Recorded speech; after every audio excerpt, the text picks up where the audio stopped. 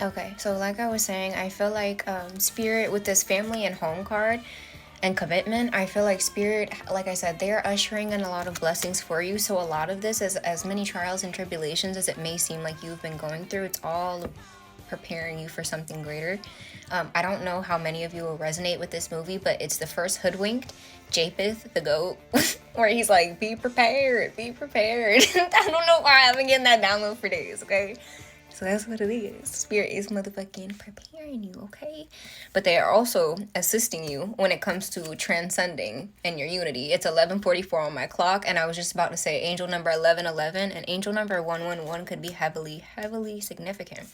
But I also feel like I said, they are helping you to kind of stay in the state of gratitude, throat chakra, and abundance, because staying in a state of gratitude is bringing in this abundance. But I also feel like they're helping you and ushering in energies to help you with your self-esteem, energies to help in regard to self-care, energies to help in regard to clearing out any wounds in regard to family, home, and commitment. Okay, I'm also with all of this orange, this red, this black, and red, it's giving like the energy of root, sacral.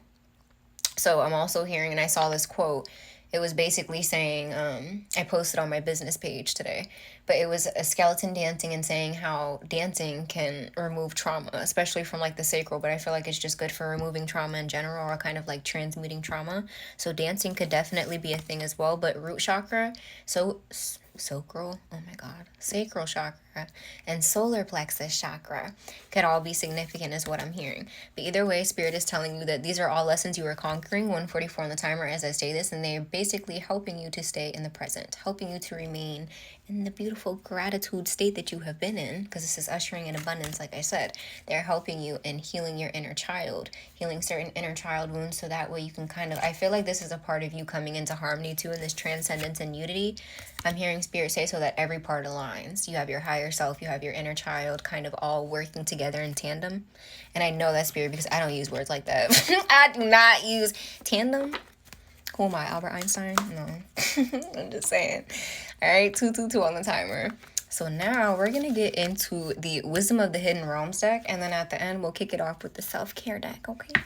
But with this Wisdom of the Hidden Realms deck, this is kind of going to give me insight into some of you, your magical gifts and abilities. We'll put it like that. I'm not saying it in like a weird way, but I feel like this is in a sense where you don't have to necessarily claim these in the comments. You don't have to let me know that these are your gifts, whatever the case may be. This is just more so Spirit speaking it through my mouth hole, my speech hole, so you can know what's going on, okay? So, let's get into it.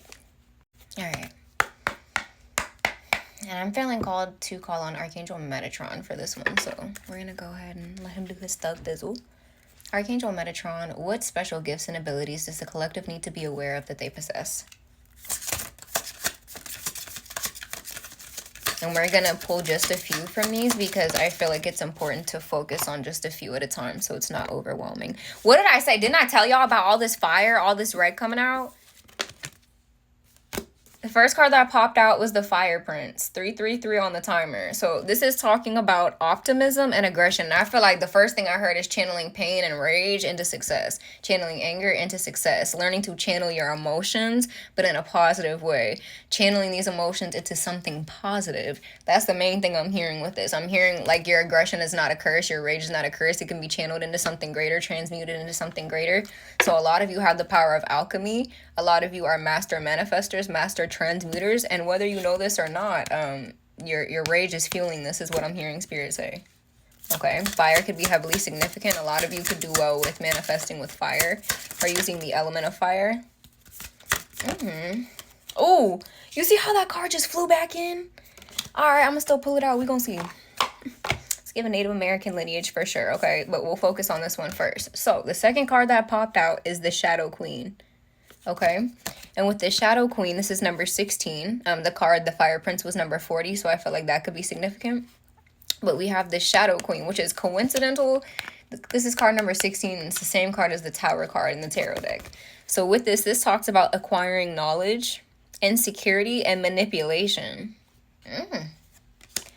Oh, okay, so why do I feel like we're picking up on a little, I'm gonna put it this way.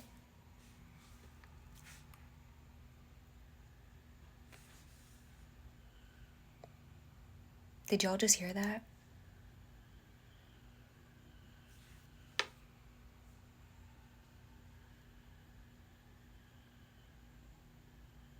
Do you hear that car? Oh my God, hold on. Okay, so that is not a coincidence. What y'all just heard, it sounds like screaming, which is crazy because I was picking up on the Banshee. The Banshee she's tied to Irish or Celtic lineage, I believe, and she announces a death. So it's so crazy because the cards that popped out was the Fire Prince that has to do with optimism and aggression. Then the Shadow Queen, and right when I was about to say we're picking up on a little shiesty energy, those cards started screeching. Because what I'm hearing, the next card that popped out for the Shadow Queen, and didn't I say it's crazy because this is the Tower card, and right as I said that, that screeching started. So somebody's plans came to a halt. I don't know what that has to do with, but I'm hearing 555 on the timer. There might be some people out here who don't want you recognizing your power, and I'm sure you might have already intuitively picked up on this, but that was just a confirmation. Because the next card that popped out was Shadow Queen, and this talks about acquiring some type of knowledge. It talks about insecurity, and it also talks about manipulation. Okay? So I feel like this is a warning. Spirit is giving a warning to somebody out here. That's what I feel like this is. I'm being so serious, and it's crazy that it came out like this because it's more so we're focusing on somebody's gifts, but I'm hearing Spirit say the first one, optimism and aggression, channeling rage into aggression, or channeling rage into power in a positive manner. That's a good thing. But with this acquiring knowledge, insecurity, and manipulation, I'm hearing I had to take a closer look. You illuminate people's insecurities. You illuminate people's manipulation. That's why throat chakra's been acting up. That's why. And that's why those people don't want you. Because I'm hearing you speaking your truth. You speaking your power. And you speaking what these people are doing. You have the power of manifesting just with your mouth, with your tongue. 7-11 on the timer. That's crazy. I don't know what that little smack noise was, but y'all heard that. That is crazy. That's okay. Because it was kind of throwing me off. I'm like, hold up, wait a minute. That's why you make these energies nervous, because they know they can't come around you without you sniffing out their real plans. That's what this is.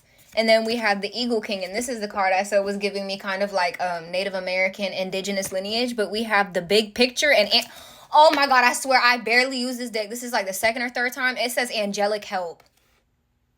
I swear, I shit you not.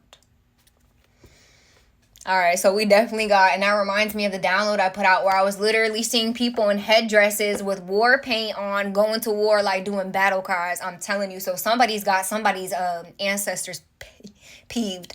I'll put it like that. I don't know why I just said it like that. I'm hearing peeved. Okay?